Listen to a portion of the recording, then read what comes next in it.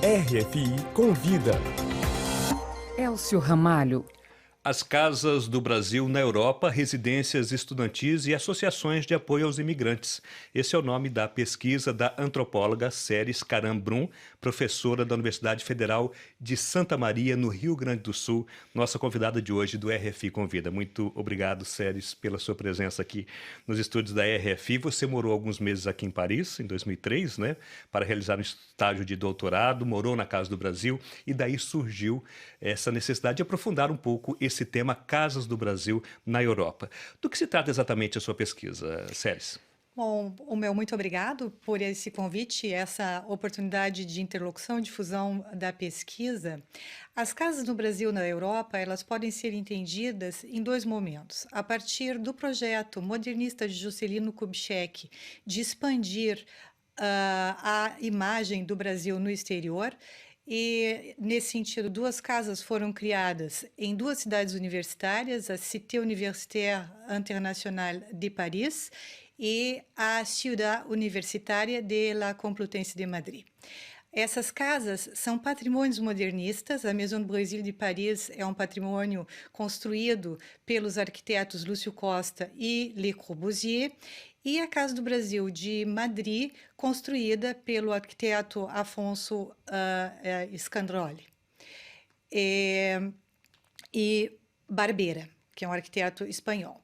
Bom, essas casas, elas têm a ambição, então, desde a sua fundação, de internacionalizar a formação dos pesquisadores e estudantes brasileiros e de promover a cultura brasileira na Europa. Então, elas estão situadas em cidades universitárias que foram criadas em um período de entreguerras, ambas as cidades universitárias, e têm um papel, então, internacionalista de difusão da paz mundial. E é nesse sentido, né, que essas residências temporárias, elas acolhem pesquisadores e artistas brasileiros para o seu período de formação no exterior e após, né, essas pessoas, elas retornam para o Brasil. Ou seja, basicamente o público-alvo eram os estudantes e professores que queriam, né, estudar e precisavam passar um período nessas capitais, né, Paris e Madrid, para prosseguir os seus estudos, né? Mas houve uma evolução em relação à Casa do Brasil.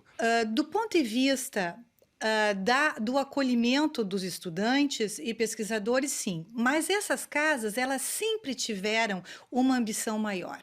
Elas sempre tiveram essa responsabilidade da difusão da imagem do Brasil no exterior através da vivência de coisas muito caras à cultura brasileira, como dança, música, exposições, e hoje ambas são casas-museus. A Maison do Brasil de Paris, ela é inscrita no patrimônio histórico francês, é uma fundação de direito público desde 2010 e ela continua a acolher um conjunto de atividades. Mas é muito importante, com relação a essas residências, entendê-las como um espaço de vivência de identidades desterritorializadas. É um espaço de desterritorialização de identidades. Em 2014, eu publiquei um livro chamado Maison do Brasil, um território brasileiro em Paris, no sentido de que essas casas, elas não podem ser entendidas como um território jurídico,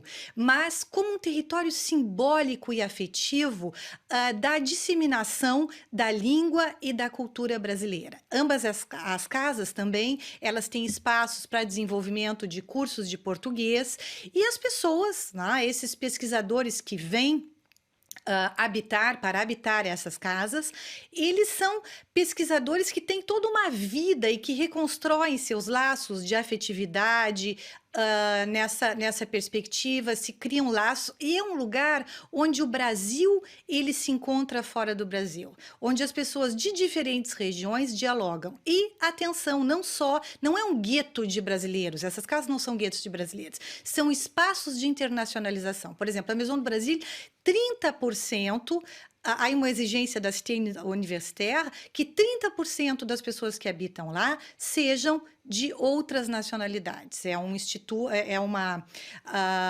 uma norma da Cité Universitaire que se chama brassage, que é essa possibilidade de circulação justamente para fomentar a circulação entre pesquisadores de diferentes E países. para evitar esse gueto também, né, que você se referia, né? Agora, existe um outro aspecto também das Casas do Brasil. Na sua pesquisa, você vai investigar também as Casas do Brasil em Lisboa e outras cidades, né, como Munique e Londres, né? Elas têm uma outra característica que é também trabalhar com informações para os imigrantes, né? Então, há também uma outra característica dessas Casas do Brasil em outras cidades europeias? Exatamente. Esse é um segundo fenômeno, da criação das Casas do Brasil na década de 90, voltadas, elas surgem em um momento do impeachment do presidente Collor de Mello. São casas que elas têm uma dimensão política mais apartidária e que estão voltadas para o trabalho com imigrantes brasileiros no exterior, quer do ponto de vista da interlocução, do auxílio, a preparação da documentação, quer através de atividades de apoio psicológico, como o grupo Acolhida, que se desenvolve na Casa do Brasil de Lisboa, quer através de atividades do bilinguismo, como a Mala de Herança, que se desenvolve na Casa do Brasil de Munique, em que a presidente da Casa do Brasil, Andréa Mescal, ela trabalha com contação de histórias para crianças brasileiras que são filhas de casais mistos, alemães e brasileiros. Mas nessas casas também há um conjunto de atividades musicais, exposições que remetem ao Brasil. E com relação à Casa do Brasil de Lisboa, é muito importante a gente destacar o trabalho dos fundadores. A Casa do Brasil de Lisboa, ela faz 25 anos nesse ano.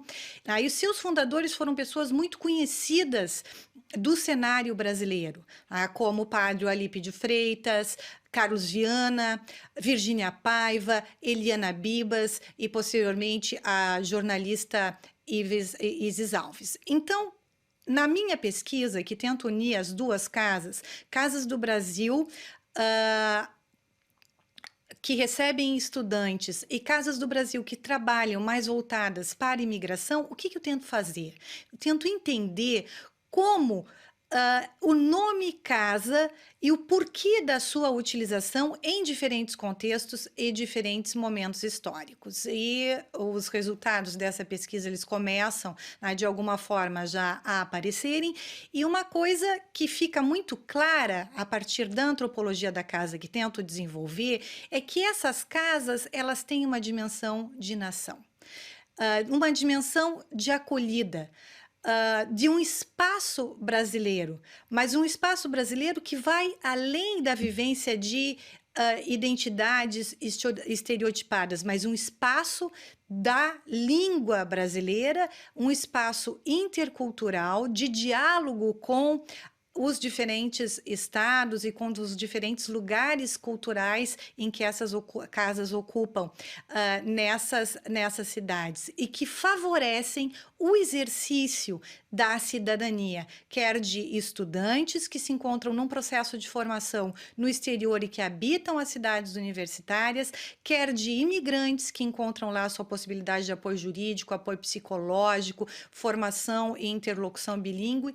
enfim. Ok, muito obrigado, então, à antropóloga Séries Caram Brum, professora da Universidade Federal de Santa Maria, no Rio Grande do Sul, pela entrevista ao RFI Convida.